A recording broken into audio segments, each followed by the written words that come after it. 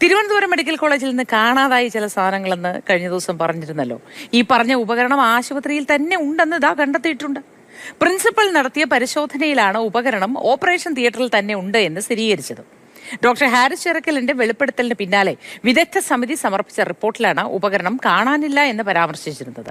കേരളത്തിലെ ആരോഗ്യരംഗം എന്താണ് എന്ന് വെളിപ്പെടുത്തിയ ഡോക്ടർ ഹാരിസിനെതിരായി ആരോഗ്യമന്ത്രിയുടെ നേതൃത്വത്തിലാണ് ഗൂഢാലോചന. അയാളെ അപകീർത്തിപ്പെടുത്താൻ, അയാളെ അപമാനിക്കാൻ ഇന്നും സൂപ്രണ്ടും പ്രിൻസിപ്പലും കൂടി കേരളം മുഴുവൻ ആദരിക്കുന്ന ആ ഡോക്ടറെ അപകീർത്തിപ്പെടുത്താൻ വേണ്ടി പത്രസമ്മേളനം നടത്തി. ബാക്കിയുള്ള ആരോഗ്യ പ്രവർത്തകരുടെ വായടപ്പിക്കാൻ ആരോഗ്യമന്ത്രിയുടെ നേതൃത്വത്തിൽ നടക്കുന്ന ഗൂഢാലോചനയാണ്. അതിനെ ഞങ്ങൾ ചെറുത്തു തോൽപ്പിക്കും. ഡോക്ടർ ഹാരിസിന്റെ മീതെ ഒരു നുള്ളും മണ്ണുവാരിയിടാൻ കേരളത്തിലെ പ്രതിപക്ഷം സമ്മതിക്കില്ല. അദ്ദേഹത്തെ ഞങ്ങൾ പ്രൊട്ടക്ട് ചെയ്യും. ആരോഗ്യ കേരളം വെന്റിലേറ്ററിലാണ് എന്നുള്ള ദുഃഖകരമായ വെളിപ്പെടുത്തലാണ് അദ്ദേഹം നടത്തിയത്. മുന്നറിയിപ്പാണ്. ₹1 കൈക്കൂലി വാങ്ങിക്കാത്ത ഒരാളെ കുറിച്ച്, രോഗികൾക്ക് വേണ്ടി എന്തും ചെയ്യാൻ മടിക്കാത്ത, എന്ത് വേണമെങ്കിലും അവർക്ക് വേണ്ടി ചെയ്യാൻ ശ്രമിക്കുന്ന ഒരാളെ കുറിച്ച്, രോഗികൾക്ക് വേണ്ടി ജീവിക്കുന്ന ഒരാളെ കുറിച്ച്, ഒരു ബൈക്കിൽ മെഡിക്കൽ കോളേജിൽ എത്തുന്ന ഒരാളെ കുറിച്ച് ആണ് മോഷണക്കുറ്റത്തിൽ പ്രതിയാക്കി വേട്ടയാടാൻ ശ്രമിച്ചത്. കഫീൽ ഖാനെ BJP സർക്കാർ വേട്ടയാടിയതിനേക്കാൾ ക്രൂരമായിട്ടാണ് ഡോക്ടർ ഹാരിസിനെ ആരോഗ്യമന്ത്രിയുടെ നേതൃത്വത്തിൽ ഈ വേട്ടയാടുന്നത്. ഗൂഢാലോചന നടത്തി വേട്ടയാടുക.